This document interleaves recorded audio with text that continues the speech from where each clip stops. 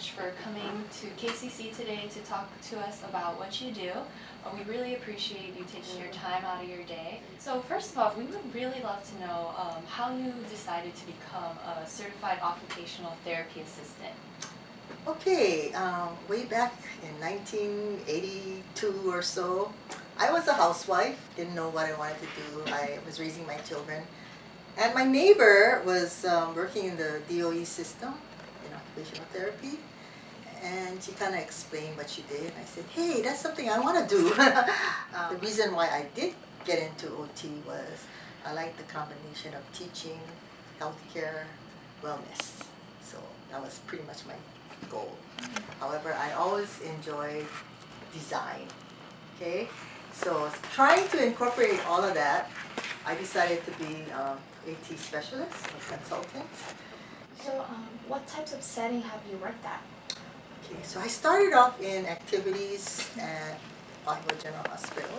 At the time, it was 6 months in activities, 6-month med-surg, acute care.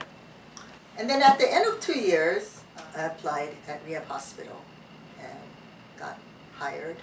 I've done everything from consulting, medical equipment, I've done SNF, outpatient, inpatient. So what made you pursue a career in a non-traditional occupational therapy field? I actually set goals for myself.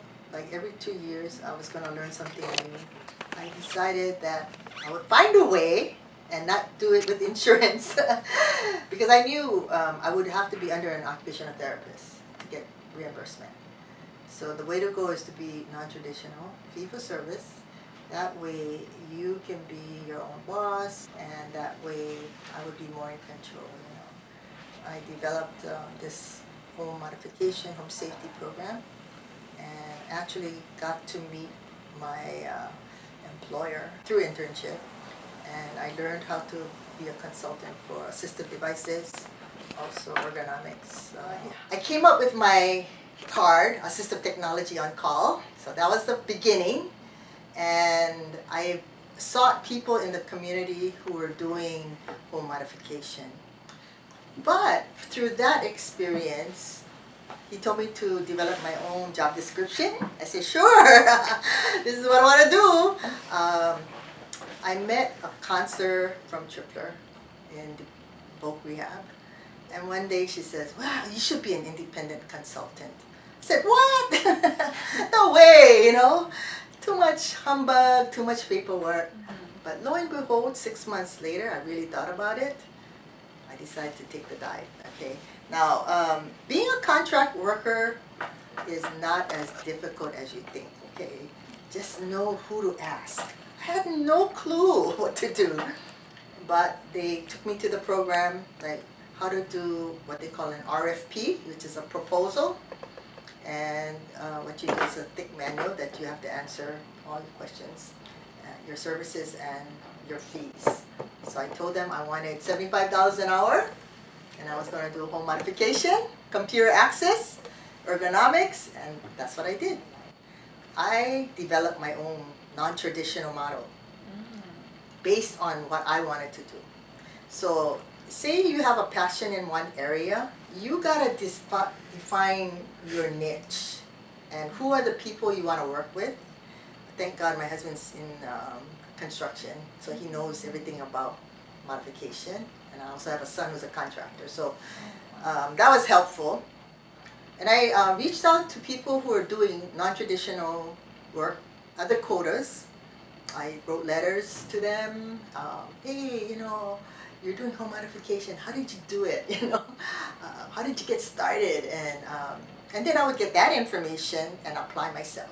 And I decided to just pursue my bachelor's and also eventually get my master's. So it took me about 8 to 10 years. After doing that in medical supply, I decided that teaching was a good thing. It came at the right time, and that helped me to further develop, I guess, my interest. And after teaching, I thought about something for retirement. So I did what they call oncology aesthetics, which is doing facials and skincare for people with cancer.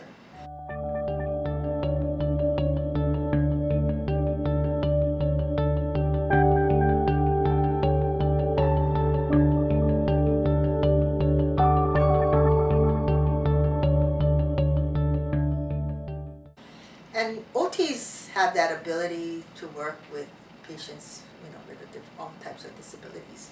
A person with cancer basically needs dressing skills. They have surgeries done, prosthetic fitting.